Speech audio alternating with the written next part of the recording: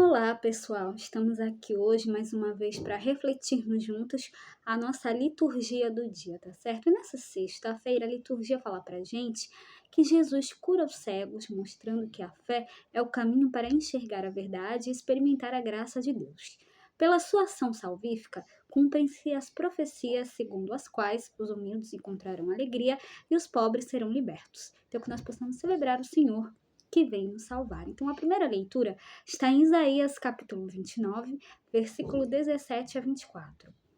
Isaías capítulo 29, versículo 17 a 24.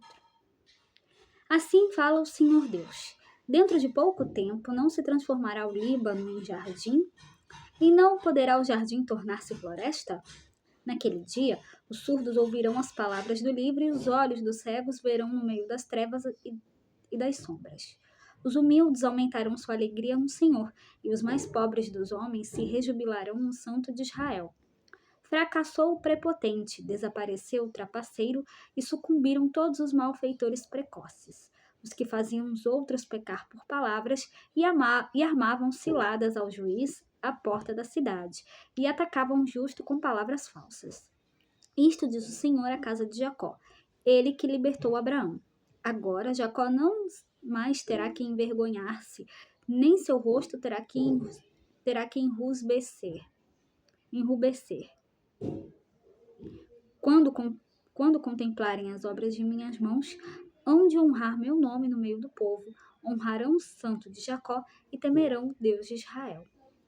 Os homens de espírito inconstante conseguirão sabedoria, e os maldizentes concordarão em aprender. Então, na primeira leitura de hoje, Deus nos quer uma vida. A primeira leitura de hoje, né? O profeta Isaías fala para a gente que Deus nos quer uma vida sempre mais abundante, que o Líbano se torne jardim e este uma floresta, que os surdos de coração passem a ouvir as palavras de Deus, para tanto que fracasse o prepotente, o trapaceiro, sucumbam todos os malfeitores, que Jacó não mais tenha de envergonhar-se por ter praticado o mal. E agora falando do Evangelho, hoje ele está em Mateus capítulo 9, versículo 27 a 31. Mateus capítulo 9, versículo 27 a 31. Naquele tempo, partindo Jesus, 2 cegos o seguiram, gritando: Tem piedade de nós, filho de Davi. Quando Jesus entrou em casa, os cegos se aproximaram dele. Então Jesus perguntou-lhes: Vós acreditais que eu posso fazer isso? Eles responderam: Sim, Senhor. Então Jesus tocou nos olhos deles, dizendo: Faça-se conforme a vossa fé. E os olhos deles se abriram. Jesus os advertiu severamente: Tomai cuidado para que ninguém fique sabendo. Mas eles saíram e espalharam sua fama por toda aquela região. Então, a narração do Evangelho de hoje demonstra que a nossa transfiguração acontece em Cristo e por Ele. Fazer os cegos verem e os surdos ouvirem é um gesto simbólico para mostrar a libertação. Os que veem são livres para discernir sobre o próprio caminho, e os que ouvem são livres de qualquer alienação. O Advento celebra a vinda de Jesus Cristo ao mundo e à história humana para trazermos esta salvação e libertação.